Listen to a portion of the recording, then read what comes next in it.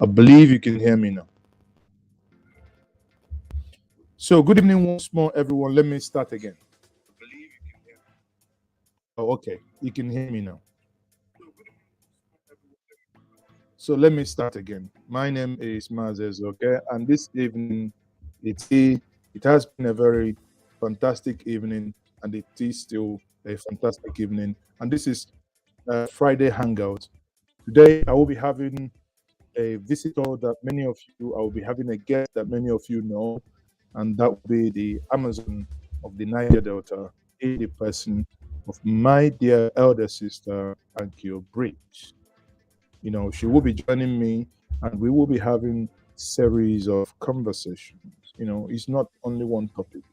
We have topics ranging from, we will be revisiting the Igbo Church saga in Lagos, and we will revisit that.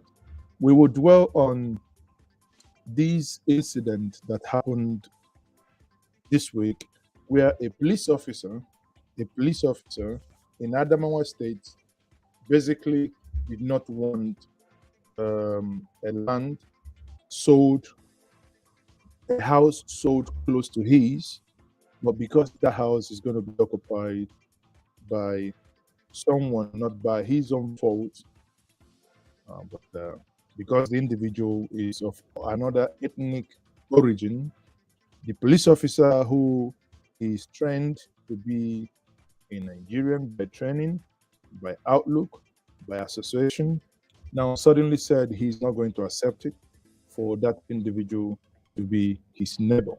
So we will be looking into that. Now, as well, there is this conversation now that have been trending since yesterday. The second Niger bridge is almost coming on stream.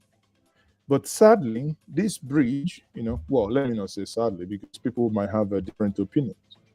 But this bridge is now said to be named after President Muhammadu Buhari. I'm like, this is a PPP project, but it is being named after President Muhammadu Buhari. Again, many people and some school of thought have said no, that is not correct. And some of you are also saying that it means absolute nothing whether whether it is named after Buhari or it is named after Goodluck Jonathan, that it does not matter to them or to you. So whatever that may be, we will quickly start the conversation. So I'm still waiting for my guest to come in. Obviously, and as many of you will know, if we want to just have a quickly roundup of what has trended and what has happened in the country in the last 1 week. Today, there is something again. If you're around here in Nigeria, you will know that the fuel scarcity is biting harder. Why? Because the federal government, or rather the NNPC, is, imported bad fuel, bad one, right? NNPC imported bad fuel.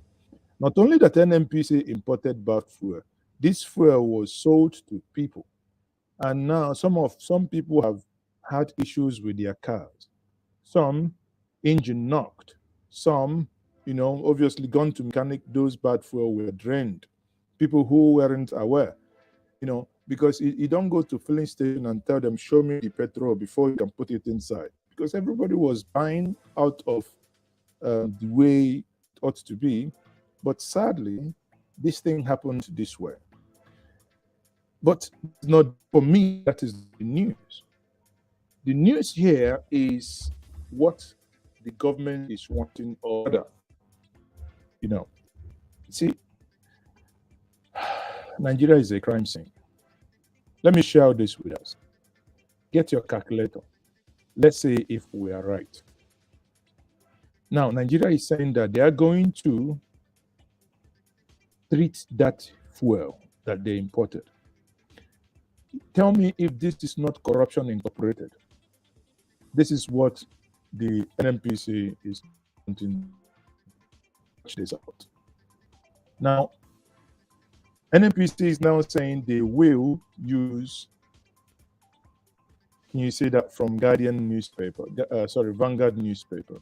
That's how much they want to use in cleaning up that fuel. 170.25 million liters.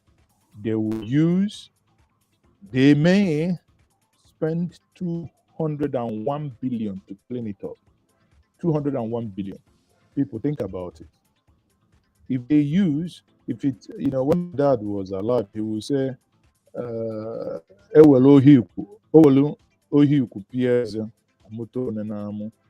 know, many of you who are not deep in Igbo may not understand that. It means when you laugh with that much, how much would you eventually save? So what it means is, if the value, if NNPC is telling us 170.25 million liters of PMS, you know, is going to be cleaned up with. So let's assume that the fuel price as we buy today is 165. Yeah. So if you times it 165 million, so 165 naira by 170.25 million liters, how much is it going to give you? 28.1 billion. Now tell me, NNPCs, they're saying they are going to use 201 billion. That is almost 9 times the price. Then you start asking yourself, why? Why are they doing this? You know, it's unbelievable. But I think now I have my guest here. I will be bringing my guest in shortly to help me look at this, because this one, you know, in my place they say that snake where one person see, you know, they say it becomes python. And join me to welcome my good sister Annkio Briggs. Good evening. Welcome to Njenje Media TV. Good evening. Thank you very much for inviting me. Thank you. Thank you very much, sis. You know, this evening we will just have, you know, a normal conversation. I think before you join me, I've been ranting my life away on the bad fuel we now buy here. You know, a nation. You know, let's start with that one. What do you think? A nation. We have an NPC. We have DPRA. We have all the Keniko. We have oil. We drill our own oil. We export it. They refine it and bring bad one to us.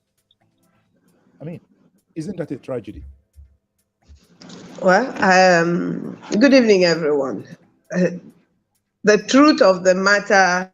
Sorry, the truth of the matter. Yeah, okay. Go ahead. Go ahead. Okay.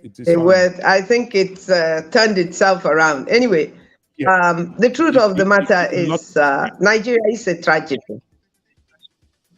Hello? Yeah, I can hear you. Go ahead. Hello? Okay. Go ahead. Is the focus? Okay, the focus is all right too.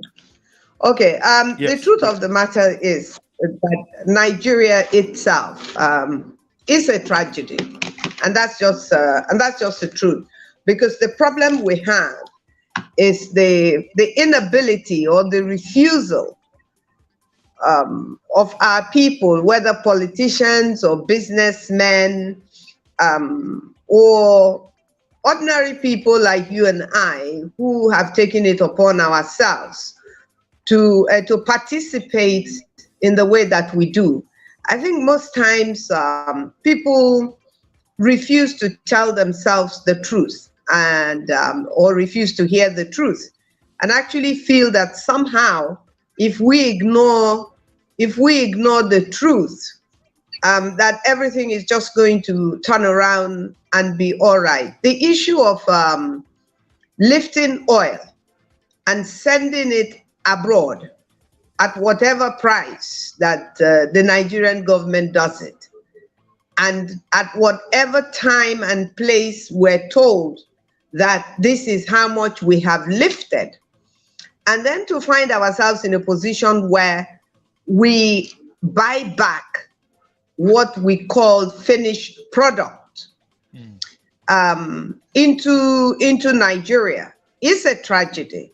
It is a tragedy because we do not know how much oil, whether it's Bonny Light, whether it's Brent, whatever it is called, we don't know how much we are lifting out of this country.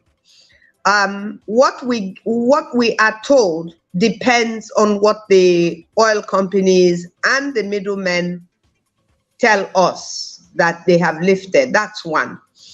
Then you bring in a finished product.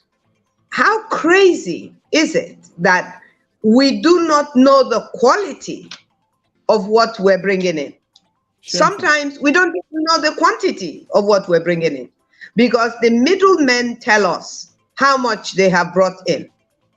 In my analysis, even the NNPC is not aware, the so-called NNPC that is the one that is supposed to bring in, import this finished product, does not know how much is coming in.